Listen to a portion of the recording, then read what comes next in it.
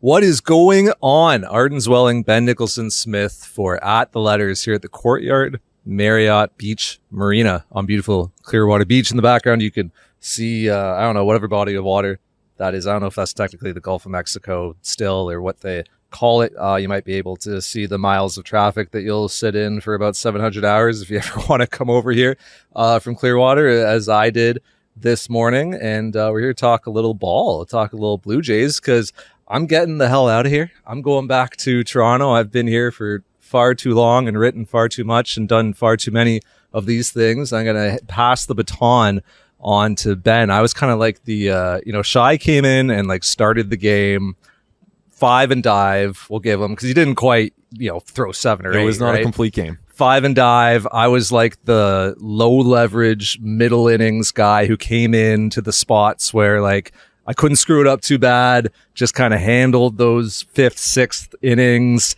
and now we're bringing in the closer. And now it's leverage. Now it counts and it matters, and Ben's here to take this thing home. Well, some would say the middle innings were high leverage this year with the Chapman acquisition, the Kikuchi acquisition. So you may have pitched the middle innings, but it was high leverage. Well, I thank Amol Delic and Nick Andrade, who have been down here with us for the last few days, producing some really cool stuff. Some cool stuff coming on Sportsnet's YouTube, on ATL's podcast feed, on sportsnet.ca. You're going to be able to find this content. We're going to put it everywhere that you want it. Some pretty cool interviews. Alejandro Kirk, Alec Manoah, Mark Shapiro is going to take us around the PDC. Really excited for everybody to see that stuff. Yeah, honestly, it was really cool, and it's not out right now. So we'll need some patience on this one. But it was so fun having the chance to sit down with a bunch of those guys and really talk some baseball, talk about the PDC, talk about life even. So we've got some really exciting stuff coming. And it was stuff that, really you're only going to get that at spring training. Like last year, of course, we weren't down here for obvious reasons. And so you end up with a really different kind of experience for us selfishly. And hopefully for those of you who are watching and listening, there'll be something more to kind of take away from it. Buddy, we're going to blink and it's going to be opening day. Oh, yeah. We're going to be at Rogers Center and there's going to be 46,000 people. I assume that they're going to pack that game out. And the Sportsnet army is going to be on the field. The media throng is going to be around. Players are going to be hiding everywhere, not wanting to be bothered on their way back from batting practice. Because as we sit here right now, we are 10 days out, something like that. Like this spring, it has felt long. Like spring training always feels long. We were having a chat with somebody in the Blue Jays organization the other day who was like, yeah, it still feels long. But really, it's been quick as well. You see 15 players sent out the other day, and it kind of is becoming go time right now. Yeah, for me, it feels quick because I got here a few days ago. So, it's, and of course, like the lockout was lasting deep into March, I guess it was, that it finally got resolved. So it feels like things have moved really quickly, and it feels like, at least I know, for you and for Shy and for others who have been down here, there's been a long time that you've already been on the scene here. But for me, it feels like it's come really quickly, and I think you're right. I think opening day is going to be here in a flash, and then what's interesting at that point is the Jays play 30 games in 31 days right out of the gate. So there's really no time to rest, and I think that informs the way they're going to build their roster. Yeah, there's going to be a couple innings to chew up, and at that first week of the season, I'm only really expecting starters to be up to like 85 pitches. If you really had to push like a Jose Barrios, maybe you could go to 90, but it's going to be pretty constrained in that first week. So I expect the Blue Jays going to carry 10 relievers. And I know it sounds like, oh my, 10-man bullpen, like what are we doing? But not all of those pitchers are going to be, strict 1-inning relievers. Like I think you're going to see a Ross Stripling in there who could come in and pitch 3 to 4 innings behind somebody. You're going to see a Nate Pearson in there. I don't know. Might see a start in the first 10 days of the season as the Blue Jays look to sort of manage workloads. So it is going to be like a robust and crowded bullpen to start the season. But I think the Blue Jays are going to go deep into it and use everybody. Yeah, I think 10. Charlie Montoya was saying the other day, he's not ruling out a 10-man bullpen. So that's a lot. I think you probably have 6 spots that are pretty much spoken for. You look at Romano, Meza, Simber, Richards, Jimmy Garcia, and there's someone else in there. Merriweather. Or likely. Are you not including him? I'd say he's less than certain, but likely there's someone else.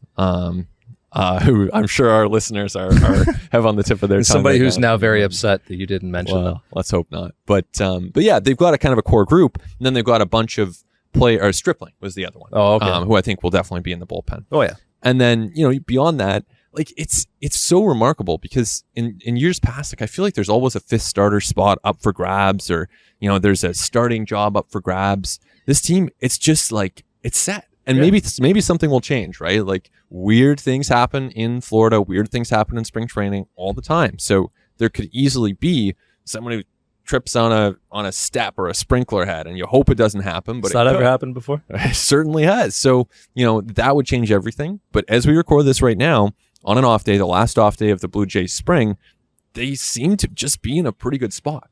So there's those 6 spots they're spoken for. I'd throw Merriweather in there. I think he's on this team if healthy, and I think that he is healthy. I think Ryan Barucki gets onto this team just because he's out of options. I mean, maybe it would have gotten interesting if there were still 26-man rosters. Yeah. With the 28-man rosters, I think Barucki's on this roster. I think Nate Pearson's on this roster. So that's 6 plus 3 is 9. One more spot.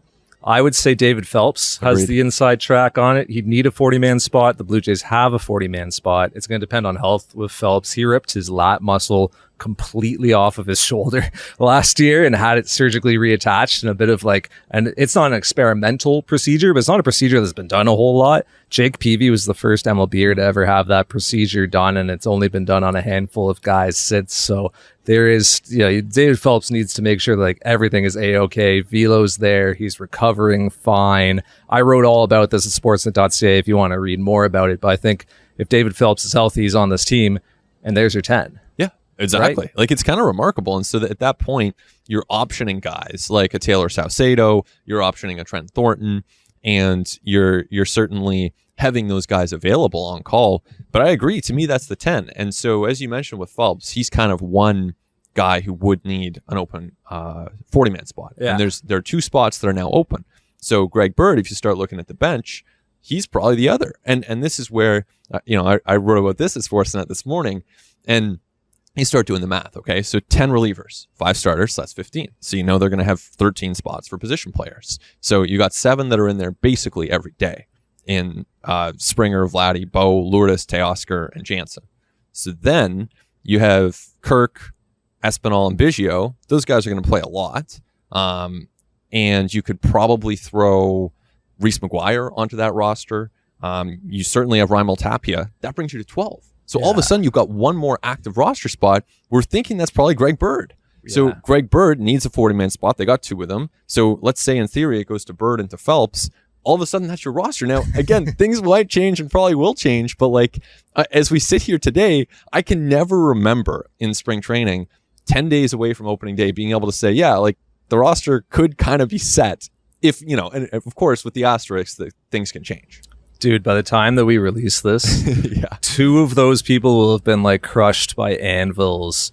One of them will have disappeared into the woods to do ayahuasca. It's possible. I mean, all kinds of things. We are tempting so much fate. Even just every word you just said, I know, was just asking for fate to come back and bite us in the rear end. So it's going to be on Amal to get this thing out real quick. I think you're right. If I could just stick on the bullpen to finish that off. Was there anyone else, and I'll answer this first to give you time to think about it. Was there anyone else that really impressed you that isn't in that 10-man group? And I know you haven't seen that much baseball yet. Yeah. But so I'll give you my name, and maybe you can think of one. Taylor Saucedo is having a really nice camp. He's looking really strong. And he was obviously on this team last year. He's in that unfortunate position of being new in your MLB career, still having minor league options. He is positioned to be that guy up and down, up and down, up and down over the course of the year. But man, he was looking really good against a pretty high caliber of hitting. And he's also flashing this sort of cool new changeup that he was telling me about and that I plan to write about at some point. I actually mentioned it on the last podcast. It's in my bank of in the folder, all this stuff that I collected and didn't get to because people kept, getting traded for and getting into all kinds of trouble. So he learned this changeup watching Kevin Gausman grips on Twitter, like on Pitching Ninja. Cool. Kevin Gosman, as I'm talking to Taylor Saucedo, is on the other side of the clubhouse. And I asked him, I was like, have you actually gone and talked to Kevin about that? He's like, I haven't even introduced myself to him yet. Wow. Wow.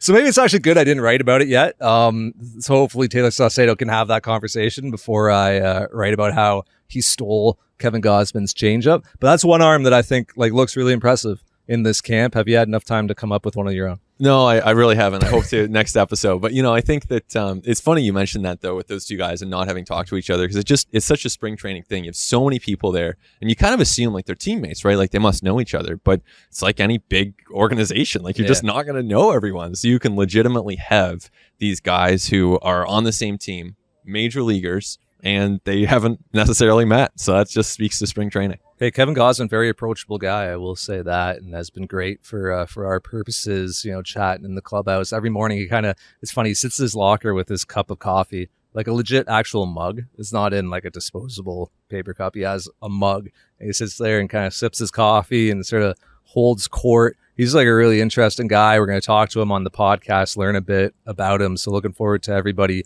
seeing that. What did you make of names like Anthony Kay, Thomas Hatch, who were parts of this team recently, right? Like, had roles to play in 2020 and 21 as well, sort of swingmen in a way, some spot starts here, some bullpen appearances there.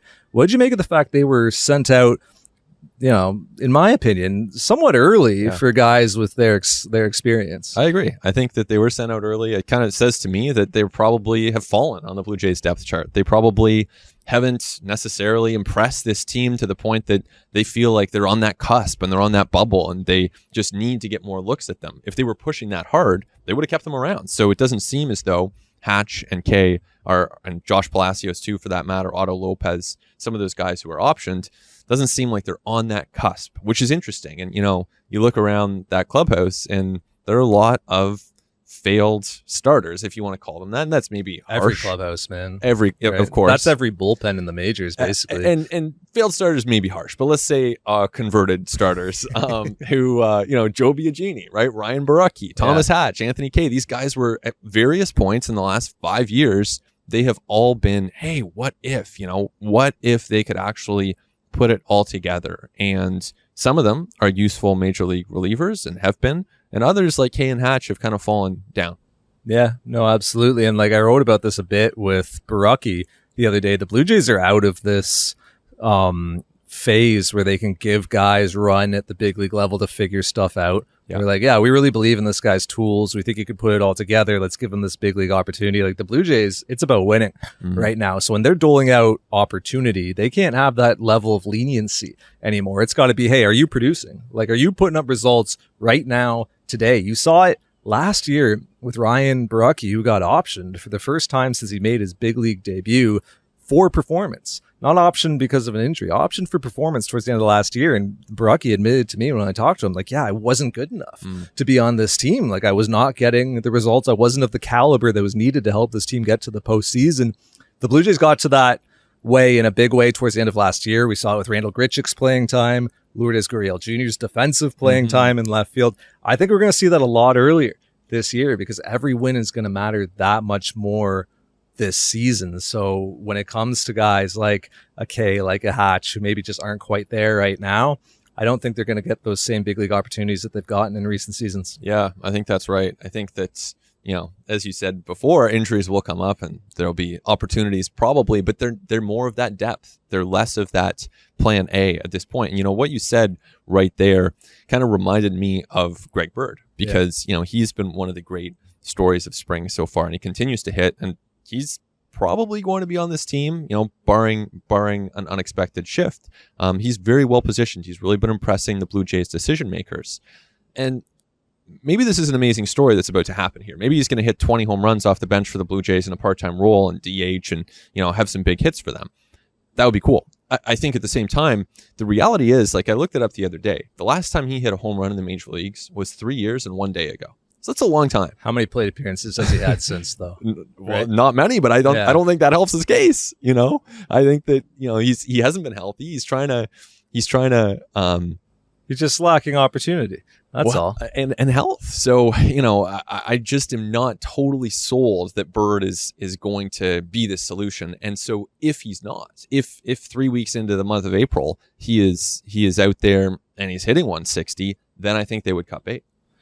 I promise I'm going to get off the bullpen. I'm going to go to Bird. This is an instance of Ben having different information than I have at this point in the spring, right? Like, on the bullpen, 2 names to watch. Graham Spraker, really impressed. Arizona Fall League last year, the reliever of the AFL, had this massive strikeout season last year. Like, great fastball. Really changed the way he pitches. The organization wanted him to go from throwing a 2-seamer to a cutter. And as he was kind of working on that and tweaking on that, he accidentally discovered this 4-seamer with a ton of ride. A little bit of like quote unquote rise. Not that a fastball ever goes up, but it appears like that to the hitter. Look at his strikeout numbers last year. He got a lot of guys swinging under that ball, a lot of pop-ups, a lot of weak fly ball contact. I think Graham Spraker could be a factor in this bullpen this year. And Adrian Hernandez, another name to remember, best changeup in the organization.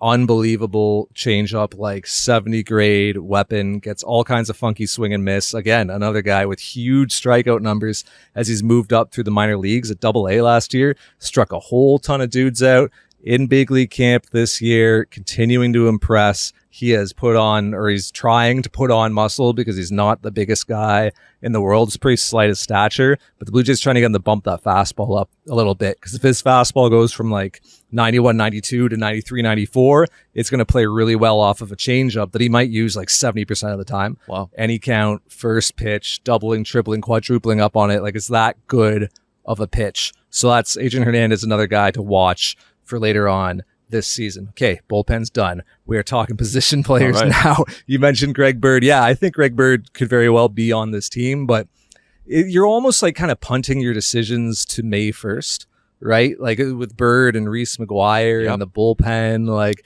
these are hard decisions that you were going to have to make of his 26-man rosters. Now you have the benefit of like 3 extra weeks to like extend that competition a little bit and extend when you have to make those decisions. Because look, 3 weeks into the season, somebody's going to be hurt. Someone's going to be underperforming. Someone else is going to be overperforming. The context is going to be completely different. So if Greg Bird starts the season on this team, I could completely envision a reality where he's off of the team on May 1st. Sure. I could also envision a reality where it's like, hey, he's actually bringing us this lefty power off the bench that we really needed. And oh, hey, you know, Vladimir Guerrero Jr. picked up a knee injury and we need to give him a bunch more DH bats. Mm-hmm. And now Greg Bird is playing semi-regularly at first base. Well, it's telling that Lourdes Gurriel Jr. and Kevin Biggio have not yet appeared at first in a Grapefruit League game. And, you know, there are plans to get them in there. So I don't want to read too much into it. But at the same time, if they had no plans of giving Greg Bird a major league spot, they probably would have got those guys in there by now with a week left in spring to just get them some reps. So that to me says Bird probably makes the team and probably gets a chance to prove that the power he showed as a Yankees prospect can again be converted at the major league level. Anyone else on the position player side that, you know, you think could be a factor early in the season or you think has stood out in this camp? Well, you know, it's interesting. Like, let's say, for example, that someone, you know, whatever it is, they need 5 days, okay? They have a minor injury. Then who would be that other position player who's next in line behind Bird? I don't know, man. Fuentes, right? Maybe. Picked up the other day. Nolan Arenado's cousin. Really good defender at third base. So, I mean, you could, yeah. I mean, Gosuke Kato. Yeah, Kato, really versatile, decent OBP, no power. Jordan Grosjean's picked up a little injury, so it's not going to be him early in the season, even though I think the Blue Jays wanted him to be at AAA, getting regular playing time. But I'm not sure that there's a clear next in line position player. And I mean, you could go to Josh Palacios or Otto Lopez, but both those guys were optioned. Yeah. So, you know, again, that says to me they're not pushing like right on that cusp of being in the majors. So I don't know. And that's, you know, this is a great problem to have. The Blue Jays, we can't say it enough. They're a really good team. They look like one of the best teams in baseball. We're talking about stuff at the edge of the roster, and these are the absolute best problems to have in spring training. But I'm just not sure who that next person in line would be. No, and I feel like maybe there's somebody obvious on the roster resource page that we don't have in front of us that I'm overlooking. But like, yeah, nobody is coming to mind. Yeah. Top of mind. I don't know that there's a position player that's done a ton for their stock in this camp. Although, like, as I sit here today, we're, I don't know, 10, 12 spring games in, probably even more. I don't know how many they played. I couldn't tell you a single player's stat line. Right. I couldn't tell you the Blue Jays record. I couldn't tell you if they won or lost yesterday. Like, I've gotten to a point where I don't even, like, just spring results to me are absolutely worthless. They mean nothing to me. Yeah. I mean, yeah, basically, certainly for a team level, it doesn't matter. I mean, honestly, if you told me the Blue Jays were 0-10, I would say it doesn't matter. They're still one of the best teams in the American League. Doesn't change my opinion. I think for me, the things that can matter in spring would be velo for a pitcher. Process. Yeah. And those are results in a sense. If you see the radar gun reading, then certainly the guy did it. It's a real thing that he did. So yeah, I think really high exit velos, really high pitch readings, that would matter to me. Strikeout rate, even in a small sample can be significant. So those would be the types of things, but even then, we're 10 games in, so I don't think we have enough. I've pulled up the roster resource because I'm so paranoid that we're forgetting somebody, but I really don't. I really don't think we are. No, process matters at this time of year, and it's hard to gauge process with hitters, right? Because it's easier with pitchers because you get the data, right? Like, I guess with hitters, you get the exit velo. Like, that helps. Santiago Espinal's exit velo has been up this spring for what that's worth. But it's also on, 3 batted balls, right? So you don't even want to read too much into exit velos in spring. You just don't get the same data as you do with pitchers where, I literally know that Kikuchi's, velo was down in his last outing. And I literally know, the spin on, Ryan Baracki's slider. I have that information, but for hitters, we aren't at the stage yet. Hopefully someday we are, where there's a baseball savant for bat speed and for things like that. But we don't have those numbers that the Blue Jays are looking at. Yeah, you can get if Espinal went out and hit a ball 118, then that would be whoa. At this point, I don't think he's done that. I haven't checked the readings recently.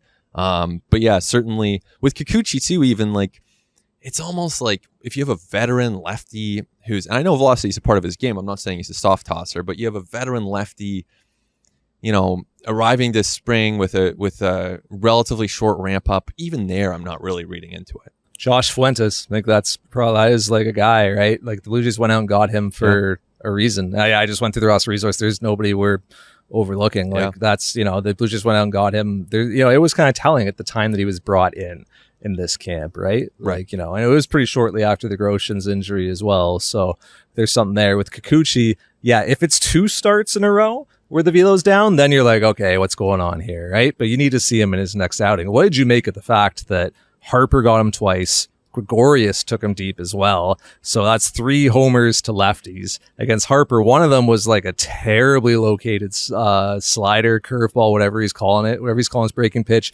The other was a cutter that wasn't that poorly located. That was just kind of Bryce Harper being Bryce Harper. But those 2 pitches are so important for him. He's really working to make adjustments on those 2 pitches. Another thing I wrote about at Sportsnet.ca is the specific adjustments that Yusei Kikuchi is trying to make to avoid what happened to him over the second half of 2021 when the hard contact was worst in baseball, when the ball was leaving the yard at really high rates.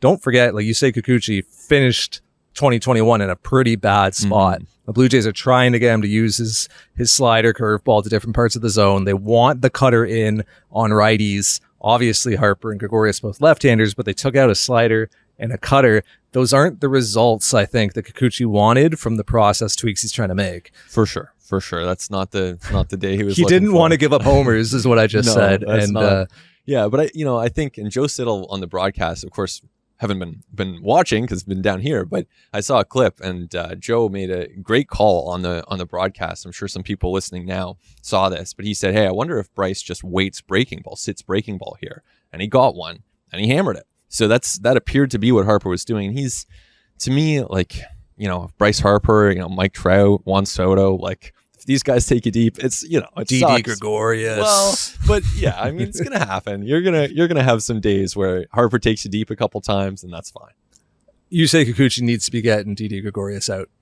is what needs. And look, But it's spring game, right? spring, Exactly. yeah. But that's the type of hitter that Yusei Kikuchi should be eating for lunch, right? Gregorius did not have a good year offensively last year. Lefty bat, free swinger. Like, that's a guy that I think Kikuchi needs to do better at. So it's going to be interesting to see his next outing. Jose Barrios, that was a guy who got rocked his last time out that I saw him against the Phillies, and I gave up a bunch of contact at a time before that as well, and then goes out against some minor leaguers here on I don't even know what day it is today. Whatever yesterday. Yeah. Today's Monday, so on Sunday. Today's Tuesday. So it was on Monday, yeah. on some day in time and space, Jose Barrios took the mound against the minor leaguers, chucked 70 pitches, 5 shutties, struck a bunch of guys out, bunch of swing and miss, broke a bunch of bats. Really strong results compared to the ones that he had seen earlier in camp. But like, that gets back to the process results thing, because earlier in camp, I think it was the Phillies start, and Barrios just like threw nothing but like 2-seamers and changeups. Like, he barely threw his breaking ball, and we all know how important that pitch is to him. And after the game, we're talking to him, and he's laughing and confident and happy, and he's like, yeah, I wanted to go out and like work on my changeup today, and I feel like I did. Pitchers will do that, especially veteran guys on 7-year extensions whose place in MLB is secured, will go out and just try to kind of experiment and use these starts to try to tinker with things. And then I kind of wonder if, in the outing on Monday, Barrios, who's going to be the Blue Jays opening day starter, it's not announced yet, but he's going to be, sort of flipped the switch and said, all right, it's go time now. Like, now it's time to be Jose Barrios in season form and ramp up and start really getting after it. Yeah. And, these are the things that, as you say, if you're a veteran with that kind of stature in the league, and if you're a veteran with, as you say, that kind of financial certainty, you can take your time a little bit. And for the Blue Jays, that's a good thing. For Barrios, that's a good thing. I mean, it's, as you say, it's hard to gauge, if and when to really show a lot of concern over these veteran starters. My instinct, over watching, a lot of spring training games over the years is basically, until it's the regular season, until these guys are out there struggling in multiple regular season starts, I just assume they're going to be the guys that they have been before. Let's slide in a Pete Walker update here so we can finish talking about baseball. But I feel like we should get to this right now. Pete Walker, here in a Pinellas County court through his attorney, pleaded not guilty to the DUI charge that he was arrested and charged with over the weekend, waived his right for an appearance. There's a discovery ongoing, a request for discovery. There's a legal process playing out, essentially. So I wouldn't expect any public comments from Pete Walker or the organization during a legal process. Obviously, it would not behoove anybody to do that. Pete Walker has not been suspended by the Toronto Blue Jays. He has not been suspended by Major League Baseball. So there is no reason for him not to be in uniform with this club right now, as he has been. He's been with the team on the road over the weekend. On Monday, he was at the player development complex working. He was participating in meetings with pitchers who are being sent out. I would expect that to be status quo. Like, I don't see any reason right now. I don't have any reason to believe Pete Walker would have trouble crossing the border as things stand today. He hasn't been convicted of anything. I believe he'll be in Toronto on opening day with this club, have his name announced, and carry forward like that until the legal process has resolved itself. If he's ultimately convicted of something, then he might have to look into getting an exemption to be able to cross the border, having that prior conviction on his record. But right now, there's a legal process playing out, and I think that everybody involved is going to let that legal process play out between Walker's attorney down here and the Pinellas County court system before there is any kind of advancement of any other action. Yeah, I think that's well put. I think that's a fair expectation for how things are likely to move forward here. Major League Baseball is aware, of course, of this situation. How could they not be? I would hope. Yeah. They are monitoring it, and they are just seeing, they're in touch with the Blue Jays and seeing where it goes. But, as you said, I think that for now, we've seen Pete Walker continue to work with the Blue Jays, and that certainly is the plan as things proceed from here. That's really all there is to say about it, but it's important to update people on that. And we, of course, will continue covering it at sportsnet.ca as more, as the legal process unfolds, but that can take some time. So I wouldn't expect anything soon from anybody in regards to Pete Walker. Back to the field of play. Let's finish up with prospects, because we saw two rather good ones sent out by the Blue Jays, two guys one who really made waves in this camp, one who didn't even appear in a game in this camp. Let's start with Aurelvis Martinez, because he's a guy like I'd never seen him play before. Obviously, I cover the Toronto Blue Jays. I don't cover low A baseball. I'd never seen him live. Now that I've seen him, like, can confirm he is a different sound off the bat guy. Like, he's one of those dudes where you watch enough BPs and you watch enough games and the crack sounds different off of Vlad's bat and off of Bo's bat and off of Aurelvis Martinez's bat. I think there's still work to be done with the swing decisions, with the discipline at the plate, the management of the strike zone. He's young. That's to be expected. But there are like some very promising raw tools here with Aurelvis Martinez. Absolutely. Yeah. And it's cool that he had the chance to show them off. I mean, it's always one of those really interesting things when a young prospect shows up and impresses, not only people in the media like ourselves, but the actual players and the big league players start to be impressed. And they, whoa, this guy's legit. I remember this is probably 2018, Marcus Stroman on the Blue Jays, and he was making the case at the time for Vlad and Bo to kind of break camp with the team, and it didn't happen that way. But he was, and I might be getting that slightly wrong, but he was like stoked about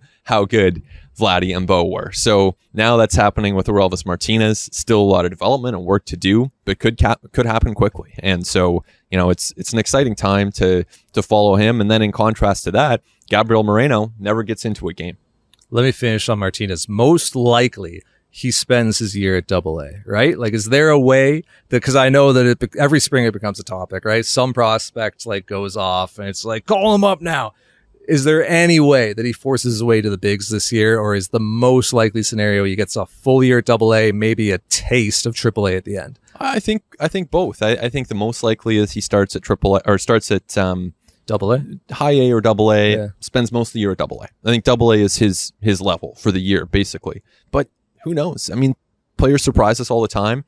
And if there's a need, if the Jays are in the playoffs, if they're down, they need one more bat, you never know. You never know. And I think if you're Aurelvis Martinez, you move forward with at least that possibility and hope in your mind. The scenario I envision is like late season playoff push. He's had his time at AA, makes some adjustments, refinements, needs to. He's had a good statistical season. He's healthy. And like Matt Chapman gets hit by a pitch and misses 6 weeks with a fractured whatever. And it's like, hey, we need impact right now. We could bring up Otto Lopez or, Ghost Kato and they could hang, or we could bring somebody who's going to barrel the ball and who's going to make big impact. Like that's the scenario I could foresee. With Gabriel Moreno, I could foresee a scenario by the friggin' all-star break, dude. Sure. Like, I could see a real early scenario this year. He is good. Talking to me, and I know we didn't see him in this camp. He came in late with a visa issue. He wasn't ramped up, built up, right? Because he was just kind of like hanging out, waiting for that visa to get dealt with. Comes in, he was in camp for a few days, and then he gets sent out. So we didn't even see him in a game, but just talking to people about him. Like, people talk about him differently. They talk about him like they talked about Bo Bichette when he was on the way up and Vladimir Guerrero Jr. when he was on the way up. Like, they don't just talk about him like they would just run-of-the-mill prospects. Oh, yeah. I talked to somebody yesterday. I said, hey, how would you evaluate his bat? And they said, it's a big league bat today. The work is behind the plate, and that's the toughest position to transition to the majors at. But I mean, as a hitter, I think Gabriel Moreno is going to go to AAA and have another big year. Oh, yeah. I think that's a fair expectation. And I think for him, AAA is the level. And at that point, you're close. You're close. And so he's got to get some reps in. Last year, I think he played a total of 27 games, if I'm not mistaken. So the reps are important for him, both behind the plate and at the plate. But if he has a good couple months, and if at the end of May, he's solid to take. Yeah, I mean, if he's got a 950 OPS and 10 home runs at that point, like we've seen it with Alek Manoah, we've seen it with Kirk, we've seen it with Pearson. When these guys are ready, I don't think there's necessarily a hesitation. I don't think that there's, especially with some new provisions in the CBA around service time manipulation, I don't think it's that. I really think it is when he's ready. And we don't know when that is going to be at this point as we sit here in March, but there's a pathway for him this year. Was Alejandro Kirk ready to call a big league game in 2020? Maybe. Probably as ready as Gabriel Moreno is now, let's be honest. So we've seen it before. 6-8 weeks of health and good production. Gabriel Moreno is going to be breaking down the door Yeah. to the big leagues. Well, a lot can change in 6 weeks and will change. Like right now we're sitting here, things look great for the Toronto Blue Jays. It's been years since things look this good for the Blue Jays, but things will change, both good and bad. And one way or another, that could open up pathways for some of these guys. That's an uplifting note to end the podcast on. Just wait for the bad things that could happen. There will be some. There will be. It's a long season. No one gets through without them. No one gets through, and there will be good things too. But there's no team avoids it. No, in 6 to 8 weeks, we're going to be talking about somebody who suffered a major injury, somebody who we aren't talking about now, who has way overperformed and is a factor, and somebody who we are assuming right now is going to be a source of production, who is absolutely not. Every year, every team. Yeah. That's going to happen. We're going to have it all for you on ATL this year, every week throughout the regular season. Really excited for you guys to see some of the stuff we've been doing down here. That's going to be rolling out over the coming weeks, but it's going to be it for us. We're going to go out, enjoy some of this Florida sun. Hope you are enjoying the build up to opening day. We can't wait. We're sure you can't wait. I want to thank Amel Delich and Nick Andrade for all their work behind the scenes here in Florida. Massive kudos. Massive help. Those guys are working around the clock, and those guys are huge for At the Letters and everything we're going to do with the podcast this year. A little shout out to Christian Ryan as well, who's going to be producing with us all season. And shout out to you for listening and being with us for 7 years. Talk to you next time on At the Letters.